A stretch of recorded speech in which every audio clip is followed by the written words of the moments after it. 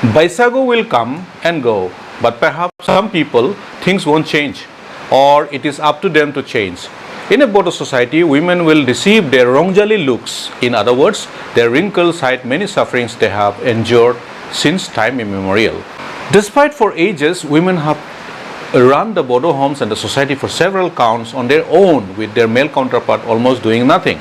Once a South Indian gentleman observed that Bodo society is so male-dominated. I was hurt and sad because I saw our women laughing, smiling and working while being a mother, wife, daughter, daughter-in-law. But I think he was right. Gender biases subtly, apathetically grow along the homes of the society in this area of the world. Most of the time we go gaga over the fact that the Bodo gender discrimination is not like the rest of India. No dowries, no bride burning, but hardly a woman is allowed to have their say. Church meetings, village meetings and Bathogiza meetings. At the most, they will be allowed to have their own meetings and their own groups though. And what happens to those women meetings are also the stereotypes of the patriarchy. Women leaders behave like men, often punishing the women on those lines. Into this theme of gender biases that Assamese women in general and Bodo women in particular, Rajni Basumatary's Wild Swans aka Gorai Phakri deals with. Wild Swans is a 2023 film released in Assam on the 14th June 2023 across theatres in BTR and in Guwahati. It is a story of 5 women mainly. Preeti, played by Helina daimary, is a research student who comes to the Bodo village from Guwahati to do her research work and is excited to do her work. In the village lives Maloti, played by Dr. Anjali daimary, who is chased away from her husband's house following the gang rape by men in uniform during the Bodo conflict in the 80s. Mithinga Narzary's Mainau is a single mother whose extremist husband was shot dead by the army and raises her teenage daughter. Gaudang, played by Sangeena Brahma, is a single mother too, whose husband is in the forces, and she is an overprotective mom of a young teenage daughter. Bimuli, played by Rajni Basumatary, is a simple village woman whose husband is a drunkard and good for nothing guy. They have a daughter too. Preeti is in for a shock to find how these women who look okay otherwise have so many stories that arose mostly because partly by fate and mostly by misogyny.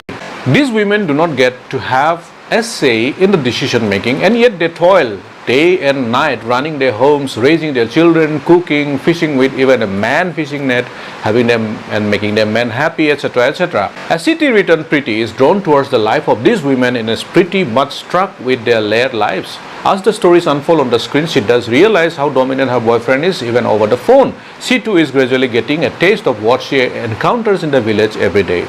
Wild Swans are strong women taking each day as it comes. Preeti gets a thesis to write, and as she symbolically deletes her submissive WhatsApp message and instead writes one signaling her breakup with her boyfriend, Rajni Basumatary's script is so strong.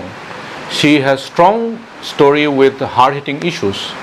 Wild Swans is no different. The past, the present and the future of these everyday characters are real and relatable. It is like a novel that one is reading. Dialogues are hard-hitting too, often questioning the redundant lives of the Bodo women in the society. It is always others deciding for them what they should do, but be it how to dress, who to marry, etc., etc. They are often treated as commodities, forced to display their body in videos by their so-called boyfriend. Nothing has changed even now for many. They are like glorified laborers, doing all the chores, even plowing the paddy field, considered to be men's job. Even they are punished for crimes of others for fear of societal rebuttal. And yet, they can forgive, forget, love, living in the present for the future of their young daughters, granddaughters, sons, their family, etc., etc. All these strong messages are delivered in the film without making it preachy and overtly melodramatic. Acting-wise, Sangeena is expressive. She carries the angst and anxiety of raising her daughter and fighting her own demons. Mithinga is quite natural. She knows how the camera moves and reacts well.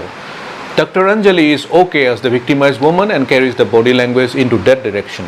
Rajni, who plays a small poison role in this film, is at her usual best. In July, the Seeds, she was the main protagonist. This time, she plays the battered village wife to the hilt.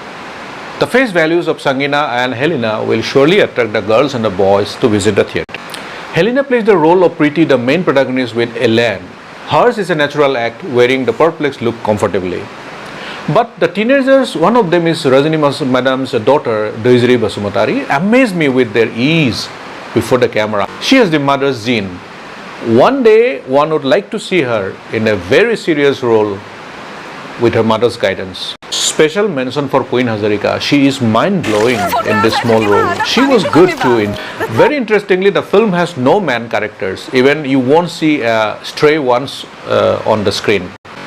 There are men voices over phone. In the background, there are mentions of man's name, but no visuals of men. Wild Swans is typically a woman brigade film. Even the editor and the director are women. No doubt, the audience, the both women were all around me in the theater also. The film is 96 minutes long and you won't be bored. Everything remains focused. Kolkata-based Tini Mitra. She has done a good job, and yet I felt some scenes could have been trimmed to make it more taut, and that would have given more room for introducing certain other scenes to build the story. Maloti and the flashbacks of the riots vis-a-vis Gaudang and my now story. That would have been more engaging. The background score is very nice. They are not everywhere, but wherever they are needed, they are there and done beautifully by Waghela. I am quite disappointed with the cinematography of the film though. I saw lens flares even in simple shots of University Gate. Rajni's films are first sent to the festivals and then released in the theatres. Wild Swans picked up laurels at Kolkata Film Festival and Nepal International Film Festival last year. But do festival films with an RT tag need to be shot so badly?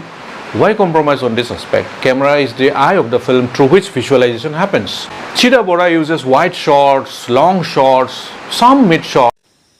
But one hoped that he used more close-up without close-up since the intensity of the actors are not coming across to the audience as it should.